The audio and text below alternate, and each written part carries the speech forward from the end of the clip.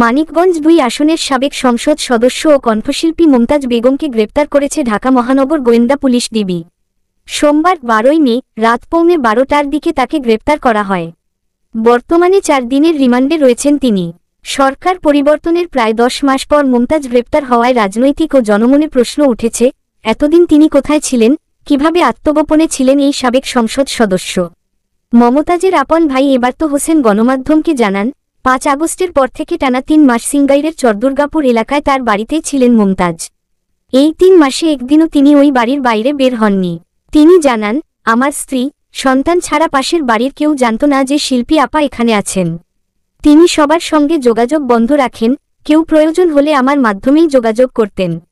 স্থানীয় সূত্রগুলো জানিয়েছে, বাড়ির চারপাশ ছিল সিসি ক্যামেরা নিয়ন্ত্রিত এবং কোনো আগন্তুক এলেই জানিয়ে দেওয়া হতো বাড়িতে কেউ নেই। আইনশৃঙ্খলা বাহিনীর নজর এড়িয়ে বেশ আইসেই সময় কাটান মুমতাজ। ভাই এবার্ত হোসেন জানান, মমতাজের ঘনিষ্ঠ বান্ধবী নিপার মাধ্যমে তার নামে ধানমন্ডিতে একটি বাসা ভাড়া নেওয়া হয়। এরপর এক মধ্যরাতে বোরকা পরে গ্রামের বাড়ি থেকে বের হয়ে আগে কালো গ্লাসের একটি মাইক্রোবাস করে সরাসরি ঢাকায় চলে যান মুমতাজ। বাসায় ওঠার পুরো প্রক্রিয়া নিপা তত্ত্বাবধান করেন। নিপার স্বামী বিদেশে থাকায় মমতাজের যাবতীয় দেখাশোনা করতেন নিপা, আর আর্থিক সহায়তা দিতেন মমতাজের ব্যক্তিগত সহকারী পিএস জোয়েল। সিংগাইর থানার ওসি জেওএম তৌফিক আজম জানান, তিনি মাত্র ২ মাস আগে এই থানায় যোগদান করেছেন। মমতাজের আত্মগোপনের বিষয়ে তিনি অবগত নন।